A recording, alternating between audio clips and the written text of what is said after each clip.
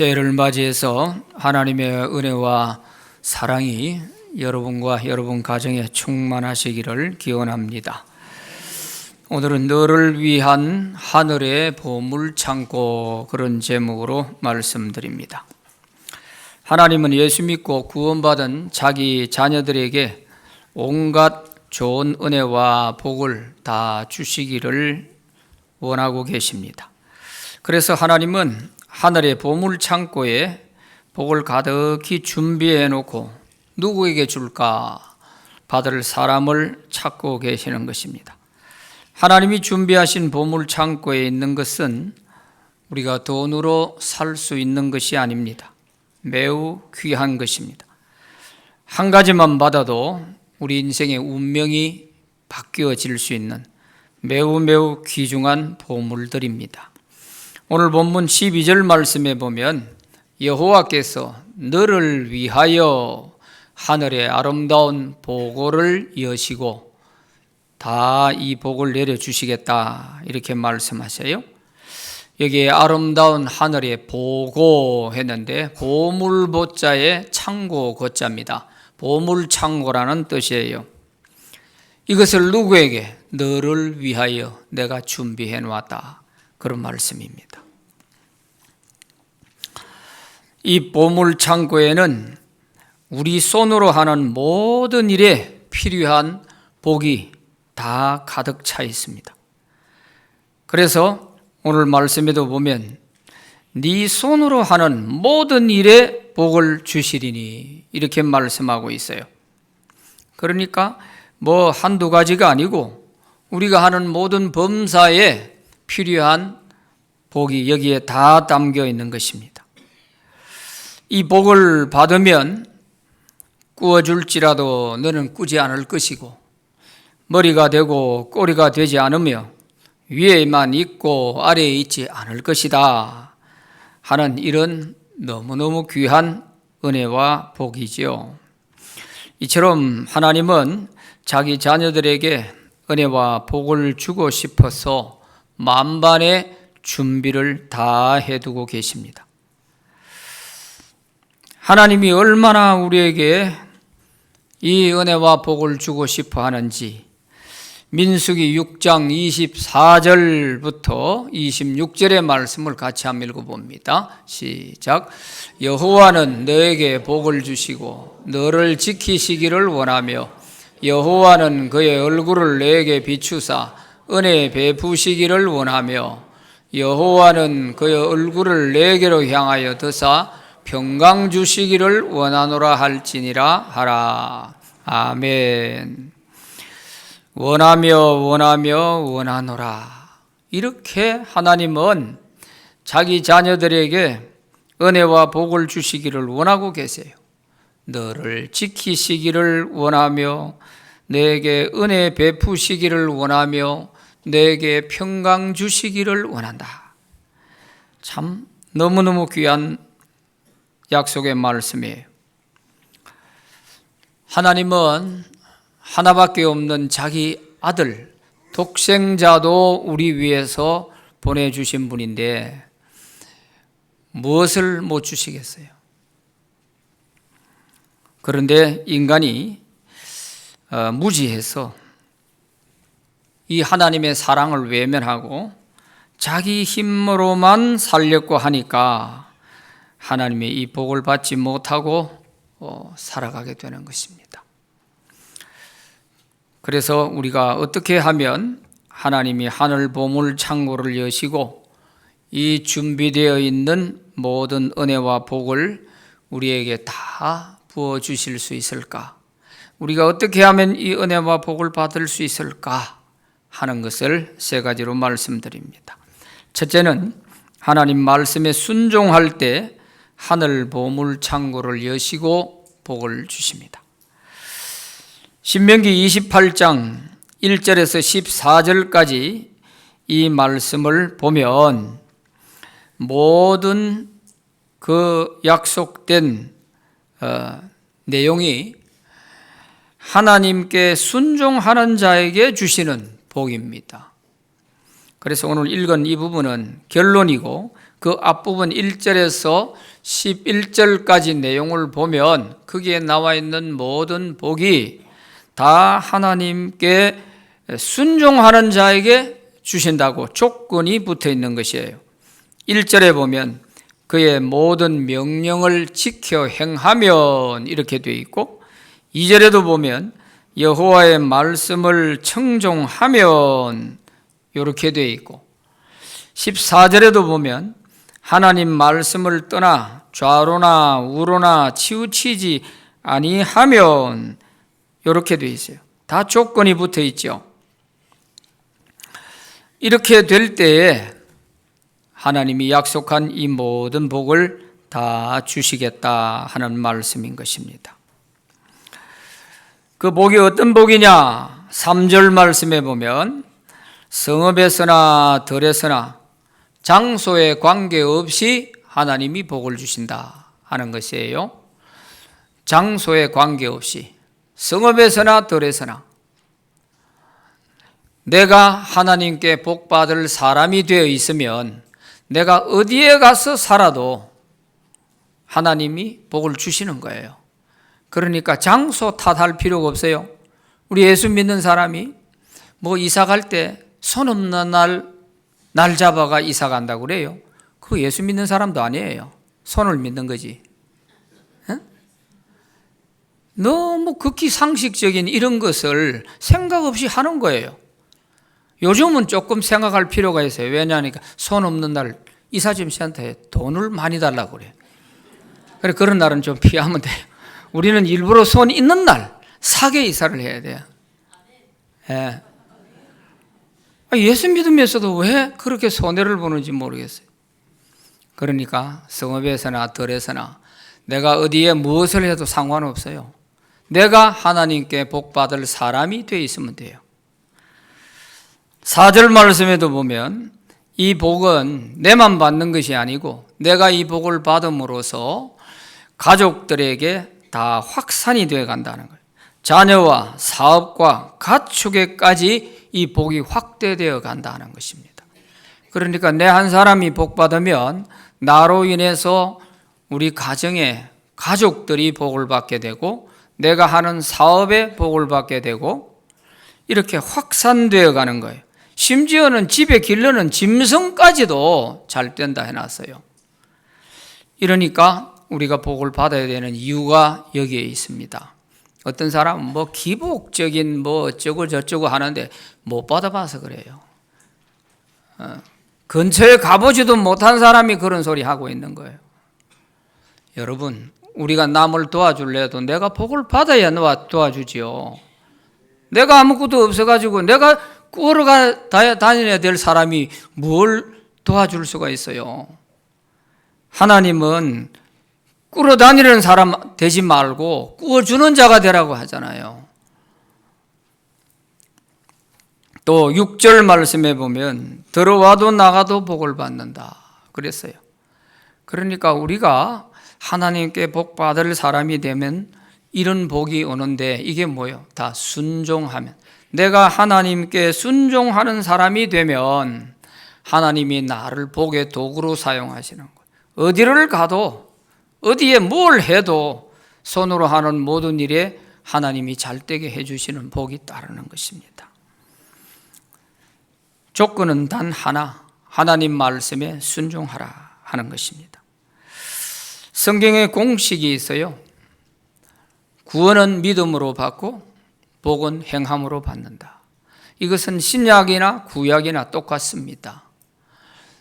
하나님 믿어서 우리가 천국 가는 구원의 복은 믿음으로 받는 거예요. 그래서 구원은 믿음으로, 복은 행함으로 받는다. 이 땅에 사는 동안 필요한 모든 환경에 이러한 복은 내가 하나님 말씀대로 순종하고 실천할 때에 그게 복이 되는 것입니다. 그러니 입만 가지고 믿으면 복은 못 받아요. 천국은 갈 수 있어요. 그래서 안 믿는 사람들이 예수쟁이 말은 잘한다 해가지고 저 사람 천국 가면 입만 동동 떠가다닐 거다 이런 소리예요. 그 참 수치스러운 얘기입니다. 행함이 없다는 거예요. 예를 들어 보면 주 예수를 믿으라 그리하면 너와 내 집이 구원을 받으리라 하나님 말씀하셨어요. 이 말씀에 순종하고 예수 믿으면 구원받습니다. 그렇잖아요. 또 하나님이 세상을 이처럼 사랑하사 독생자를 주셨으니 이는 누구든지 그를 믿으면 멸망하지 않고 영생을 얻는다 말씀하셨으니까 독생자를 믿으면 다 영생 얻어요. 순종하면 영생 얻는 겁니다. 너희는 먼저 그의 나라와 그의 의를 구하라 그리하면 먹고 사는 이 모든 문제 내가 책임져 줄게. 이렇게 말씀하셨으면 이 말씀대로 순종하는 거예요. 하나님을 내 삶의 최우선순위에 모시고 이렇게 살면 먹고 사는 문제 걱정 안 하도록 해준다는 거예요. 우리가 실천을 안 하고 순종을 안 하니까 문제지 하나님 말씀이 잘못되고 그런 게 없어요. 수천 년 역사 하나님 말씀은 그대로예요. 그래서 스코틀랜드의 시인이요 작가인 조지 맥도날드라는 사람은 이런 말을 했습니다. 순종은 하나님이 약속하신 모든 복의 문을 여는 열쇠다 그랬습니다. 순종이 하늘에 너를 위하여 준비해 놓은 아름다운 보물 창고를 여는 열쇠라는 거예요. 열쇠. 순종 없이는 이 창고의 복을 받을 수가 없어요. 또 존 크리스토퍼 프리드리 실러라고 하는 사람은 이런 말을 해요. 그리스도인을 가장 멋있게 만들어주는 것은 순종이다 그랬어요. 우리가 순종하는 사람은 하나님 앞에서만 멋있는 사람이 아니고 사람이 봐도 참 멋있어요. 왜? 하나님께 순종해서 복받아서 그 사람이 하는 선한 일들을 보면 참 부럽고 멋있는 거예요. 돈을 써도 참 멋있겠어요. 하나님을 위해서 이렇게 하는 거 보면 참 멋있어요. 그러니까 세상적으로 멋부리려고 아무리 뜯어 고치고 해봐야 그게 오래가지 않습니다. 손 안 대는 것이 나이 들면은 원판이 그대로서 나오거든요. 그거 안 좋습니다. 그래서 우리는 하나님 앞에 멋지게 살고 또 하늘의 보물 창고를 여시고 우리에게 그 복을 쏟아 부어 줄 수 있도록 그렇게 올 한 해는 내가 하나님 말씀에 순종하며 한번 살아보자 이런 결단을 할 수 있기를 바랍니다. 그런데 어떤 사람은요, 아이고 내 복 안 받고 순종 안 하면 되지, 또 이런 사람이 있을 수가 있습니다. 내가 안 받고 순종 안 하면 안 되냐? 그걸 하나님이 용납을 안 하십니다. 하나님의 자녀가 된 이상에는 하나님이 그런 회색 지대를 우리에게 주지 않습니다. 그래서 어떤 사람은 손익을 따져가면서 선택적으로 순종하는 것과 순종하지 않는 것이 또 있는 사람도 있어요. 자기 행한 대로 복 받는 거예요. 행한 대로. 그래서 왜 하나님이 이런 거를 허락지 않아 하시느냐? 그것은 하나님의 자녀라는 것은 하나님이 자기에게 하나밖에 없는 독생자를 주고 우리를 구원해서 하나님 자녀가 되게 했어요. 자기 아들하고 맞바꾼 사람들이에요. 그런데 이 하나님의 자녀들이 복받지 못하고 늘 꿇어다니는 사람이 된다면 하나님이 그거 어떻게 보고 계세요? 그러니까 어떻게 해서든지 복을 받게 만들기 위해서 하나님은 절대로 안 받고 말지 이 상태로 놔두지 않아요. 그래서 오늘 이 신명기를 잘 보시면 1절부터 14절까지는 하나님께 순종하는 백성들이 되면 이런 복을 주시지만 15절부터 68절까지 그 뒷부분에는 순종하지 아니하면 그럼 복 안 줄게 이렇게 놔두는 게 아니고 순종하지 아니하면 전부 복이 저주로 바뀝니다. 그러니까 복과 저주 이 두 가지가 있지 중간에 회색지대가 없어요. 아예 안 받고 말지 그게 안 된다니까요. 그걸 잘 보셔야 돼요. 그렇게 해서라도 왜 저주를 주느냐 깨달으라고. 그때 복 받고 살 때가 좋았구나 하는 걸 한번 느껴보고 다시 회개하고 돌아오라고 그렇게 하시는 거예요. 이렇게 하나님께 순종을 잘 하려면 어떻게 하면 되냐? 1절 말씀에 보면 삼가 듣고 그랬어요. 네가 내 하나님 여호와의 말씀을 삼가 듣고 이 삼가 듣고 하는 말은 샤마 티샤마 하는 이 말인데 주의하여 경청한다 그런 뜻이에요. 주의해서 하나님 말씀을 들을 때 주의해서 아주 경청을 해야 된다. 집중해서 들어야 된다. 그래야 실천할 수 있다는 겁니다. 하나님 말씀을 들을 때 그저 귀 밖으로 흘려 들으면요 하나도 실천할 수가 없어요. 말씀 듣고 예배당 문 열고 밖에 나가면 설교 제목도 생각이 안 날 때가 있잖아요. 그런 사람이 무슨 실천이 되겠어요? 실천이 될 수가 없죠. 그래서 하나님 말씀은 귀로도 듣지만 마음으로 들어야 돼요. 마음에 새겨야 됩니다. 그래야 한 가지라도 실천할 수 있어요.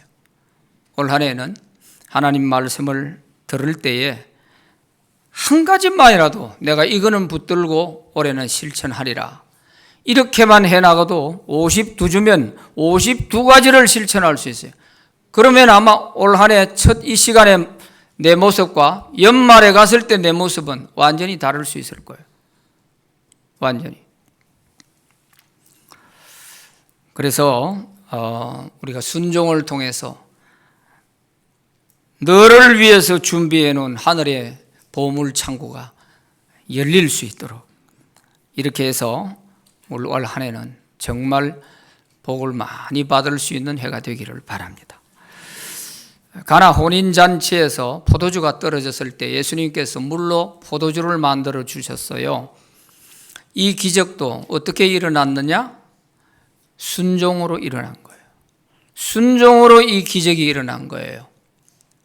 포도주가 떨어졌을 때 다른 사람들은 다 그냥 발만 동동 굴르면서 이제 끝났다, 잔치 접고 마치자 할 때인데 그곳에서 예수님의 어머니 마리아가 그 집과 무슨 친척 관계인지는 모르지만 그 집에 일을 도와주고 있다가 하인들을 불러놓고 예수님이 너희에게 무슨 말씀을 하시든지 그대로 해라.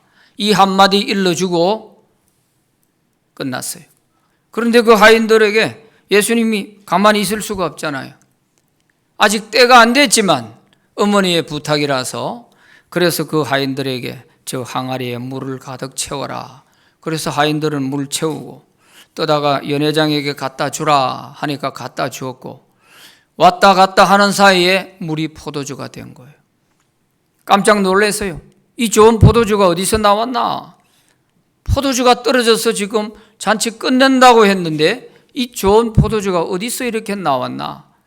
연회장도 놀래고 다 놀라는 거예요. 그런데 성경을 보면 물돈 하인들은 알더라. 이 포도주가 어디서 나왔는지 예수님 말씀에 순종한 그 하인들만 아는 거야. 하인들만. 오늘 우리가 주님께 복 받는 사람들은요, 순종해 본 사람만이 하나님의 복을 경험하게 돼요. 이거는 경험해 보지 않으면 몰라. 설명해가 되질 않아요. 마리아가 이걸 먼저 알고 이렇게 지시해 준 것이 그 집의 위기를 모면할 수 있게 됐죠. 오늘 우리가 먼저 믿는 사람이라면 또 이런 하나님의 은혜와 복을 경험해 본 사람이라면 아직 모르는 사람들에게 마리아처럼 니도 하나님 말씀대로 한번 오래 살아봐라. 이거 내가 순종해 보니까 참 이런 은혜를 많이 받았다. 이거 한번 해봐라 하고 이렇게 먼저 믿는 사람이 한마디 일러준 그것이 그 사람의 일생을 바꿔놓을 수 있어요. 얼마나 중요한지 몰라요. 그런데 일러줘야 할 이런 좋은 말씀은 안 일러주고 니 그래 봐야 다 소용없다. 헛된 짓 하지 마라. 아주 독약을 주는 사람이에요. 독약을. 이런 사람하고 가까이 하지 마세요. 가까이 가는 것이 저주입니다. 말씀에 순종해야 복 받는데 그 길을 막아버리는 거예요. 이게 어떻게 하나님의 사람이에요? 그런 모임에는 가지도 말고 그런 모임은 하지도 말아야 돼요.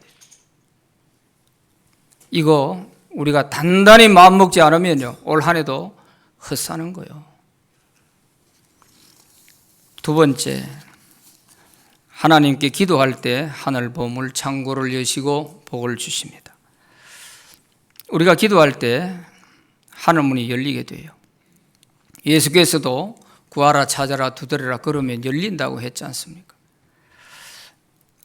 야고보서 5장 17절 18절 말씀 같이 한번 읽어봅니다. 시작.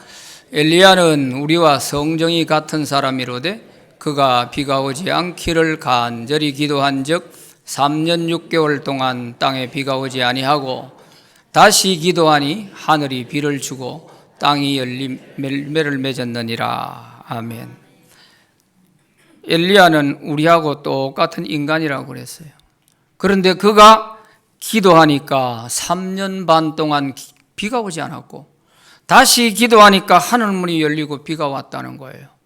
하늘문을 열고 닫는 이 기도, 이런 기도가 올해 저와 여러분에게도 있기를 바랍니다.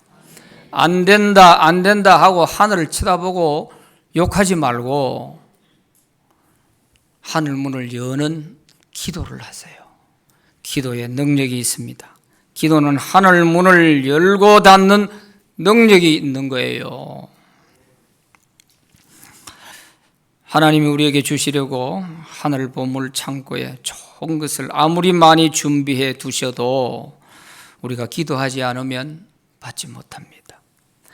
하나님이 솔로몬에게도 내가 너에게 무엇을 줄고 너는 내게 구하라 했지 않습니까? 구하라. 그냥 하나님이 주시면 될 텐데 구하는 자에게 주시는 거예요. 구하라. 그럴 때 솔로몬이 지혜를 주세요 그랬잖아요. 그 한마디가 하나님 마음이 너무너무 기쁜 거예요.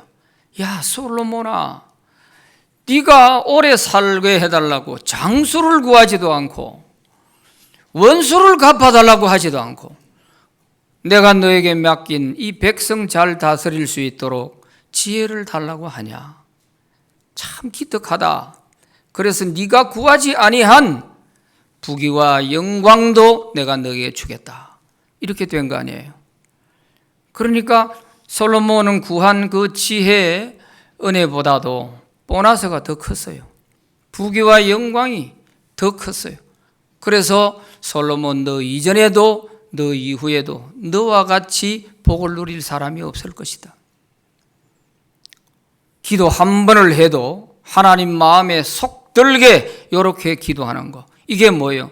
너희는 먼저 그의 나라와 그의 의를 구하는 거예요. 솔로몬이 집 잘 먹고 잘 살라고 부귀 영광 주세요. 이렇게 기도했다면 아마 그거는 못 얻었을 거예요. 그거 다 뒤로 하고 하나님 나라를 위해서 하나님이 맡겨주신 이스라엘 백성들을 위해서 내가 올바르게 지도할 수 있도록 지혜를 주세요. 이것이 하나님의 마음을 기쁘게 한 거예요. 오늘 우리의 기도도 이렇게 하나님의 마음을 기쁘게 하는 기도를 통해서 하늘에 준비되어 있는 보물 창고가 열리게 되기를 바랍니다. 성경에 야베스라는 사람이 나오잖아요. 이 야베스라고 하는 사람은 그 어머니가 아들을 낳을 때 산통을 겪고 엄청난 난산을 한 거예요. 엄마가 사느냐 아들이 사느냐 하는 이런 귀로에서 난산을 통해서 아들을 낳은 거예요. 그러니까 엄마가 그만큼 고난을 겪었는데 아들이 태어나도 제대로 태어났겠어요? 얼마나 고통을 받았겠어요? 그래서 그 어머니가 이름을 야베스라 이렇게 지은 거예요. 그 야베스라는 뜻이 고통, 슬픔 이런 뜻입니다. 그러니까 야베스는 태어날 때부터 고통을 달고 태어난 거예요. 사람 구실하기가 어려웠을지 몰라요. 슬픔을 달고 태어난 거라니까요.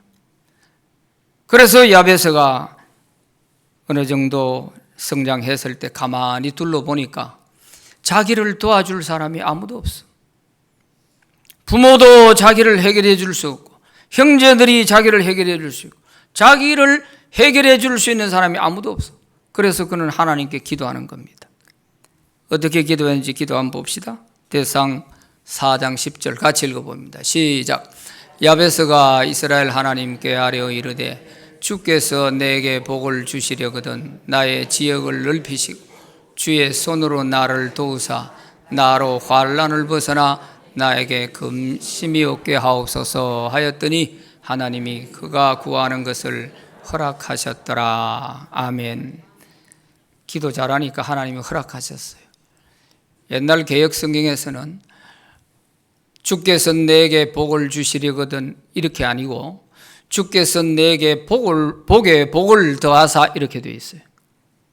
지금 이걸 바꿔가지고 복을 주시려거든 이래 되어 있는데 이전 번역이 훨씬 좋은 것 같아요. 주께서 내게 복에 복을 더하사, 이 말이 훨씬 더 하나님께 내가 복을 받아야만 한다는 강력한 의지가 거기 포함이 되어 있는데 여기서는 복을 주시려거든 이러니까 안 주시거든 말고 이런 느낌이 있잖아요. 이 번역을 잘해야 되는데 이 학자들이 번역을 하다 보면 이런 거예요. 제가 번역할 때는 그래 안 했을 것 같아요. 복에 복을 더하사 이래야지. 그래서 환난이 없는 복을 달라고 했는데 이 기도를 하나님이 들어주셔서 야베스가 여러 형제들 중에서 태어날 때는 정말 고통을 타고 태어나고 인간구실하기 어려울 정도가 되었다 할지라도 모든 형제보다도 존귀한 자가 됐다 그랬어요. 9절 말씀에 보면 야베스는 그의 형제보다 귀중한 자라, 존귀한 자라 했는데 여기는 또 귀중한 자라고 번역을 해놨어요. 어떻게 이렇게 될 수 있었나? 자기 신세 타령하지 않고 나는 태어날 때부터 이랬으니까 안 돼 이런 생각 안 하고 전능하신 하나님께 기도했더니 운명이 바뀐 거예요. 기도는 하늘문을 열고 하나님이 은혜 한 가지만 주면 그 인생이 바뀌어버리는 거예요. 솔로몬의 인생이 바뀌었잖아요. 솔로몬은 약점이 많은 사람입니다. 자기가 왕이 될 만한 그런 자질이 아니에요. 쟁쟁한 자기 형들이 얼마나 많아요. 그럼에도 불구하고 자기가 왕이 됐단 말이에요. 그래서 그가 제일 먼저 기도한 거예요. 자기 약점이 너무 많으니까. 자기 어머니가 누구요? 다윗이 바람 피해가지고 태어난 밧세바에게서 태어난 아들 아니요. 그것도 보통이 아니잖아요. 자기 신하 우리아 장수의 아내를 강간해가지고 뺏어온 거예요. 뺏어. 그 밧세바에게서 태어난 아들이 솔로몬입니다.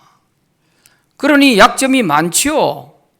그럼에도 불구하고 하나님께 지혜의 은혜를 받고 부귀와 영광의 복을 받으니까 그 모든 약점이 다 덮여버리고 최고의 영광을 누린 왕으로 기록되어 있지 않습니까?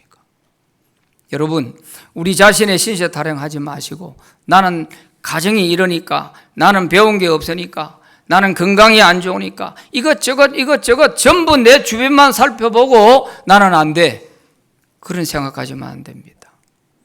환경을 초월해서 전능하신 하나님께 기도할 때 하나님이 그 보물 창고에 있는 복 한 가지만 나에게 주셔도 내 인생은 바뀌어요.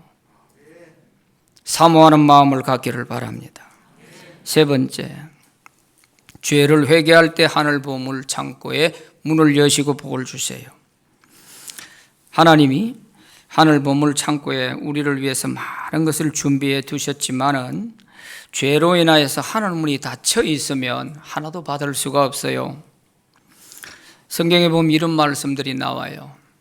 신명기 11장 17절에 보면 여호와께서 너희에게 진노하사 하늘을 닫아 비를 내리지 아니하여, 하늘을 닫아, 하나님이 진노하시면 하늘을 닫아버려요.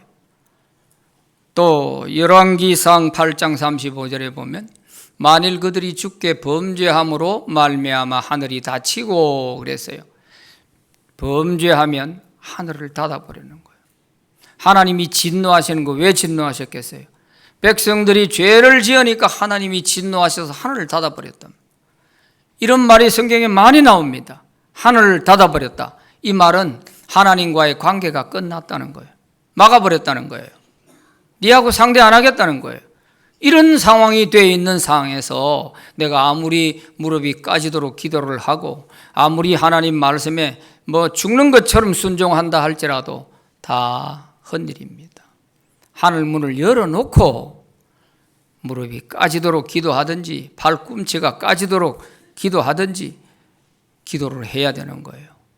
순종을 해도 하늘 문을 열어놓고 순종을 해야 되잖아요. 그래야 하나님 보실 거 아니에요.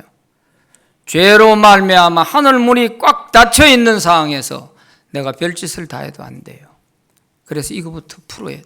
하늘 문부터 열어놓고 우리가 기도하고 순종도 하고 이렇게 해야 되는 것입니다. 그래서 우리 죄를 하늘 문을 닫을 만큼 그런 죄를 낱낱이 하나님께 다 털어놓고 회개해야 됩니다. 이것이 정리가 돼야 돼요. 이 회개를 하고 나서 그리고 하면 돼요. 그래서 이 모든 죄를 하나님께 다 구해놓고 용서해 주세요 이렇게 할 때에 선제 조건이 있어요. 내 죄를 용서받고 하늘 문을 열기 위해서는 내가 먼저 용서해야 될 사람을 용서해야 돼요. 이거 안 하면은 내 죄를 용서받지 못해요. 주기도문에서 그랬잖아요. 우리가 우리에게 잘못한 사람을 내가 용서하오니 내 죄를 용서해 주세요. 주기도문 100번 하면 뭐합니까? 내 죄는 용서받고 싶은데 나는 저 인간 절대 용서 못한다. 이렇게 하면은 그 사람 기도를 하나님이 어떻게 들으세요? 마가복음 11장 25절에 보면 너희가 서서 기도할 때 아무에게나 혐의가 있거든 용서해라. 그래야 네 허물도 내가 용서해 주겠다 이랬어요.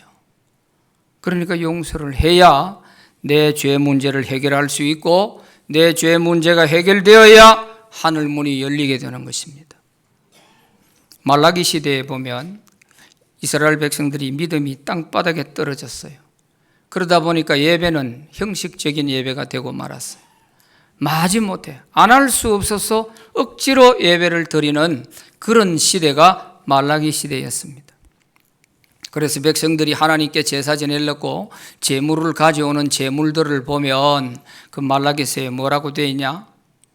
눈 빠지고 다리 절룩절룩하고 병들고 시장에 내다 팔아도 안 팔릴 그런 제물을 끌고 와가지고 하나님께 바친다고 가져온 거예요. 이런 예배를 드렸어요. 그리고 더더욱 하나님의 것이라고 정해놓은 11조도 안 드리는 거예요. 그러면서 예배를 드린다고 하고 있는 거예요. 형식적인 예배예요. 그냥 형식적인 예배예요. 몸만 와 앉아 있는 거예요. 하나님이 보다 못해서 야, 내가 차마 너희들의 예배를 받을 수가 없다. 너희들 가운데 누가 나와가지고 저 성전문 끌어잠그고 못 박아버려라. 그랬으면 좋겠다. 하나님이 그런 말씀을 다 하세요. 성전문 끌어잠가버려라. 이런 형식적인 예배 생활이 되고 있을 때 하나님께서 말라기 선지자를 통해서 하늘문을 다시 열 수 있도록 가르쳐 주신 거예요. 그래서 너희들이 지금이라도 늦지 않았으니 진심으로 회개하고 내게 돌아오면 나도 너희에게 돌아가리라. 그렇게 하면서 하신 말씀이에요. 말라기 3장 9절 10절 같이 읽어봅시다. 시작. 너희가 저주를 받았느니라. 만군의 여호와 이르노라.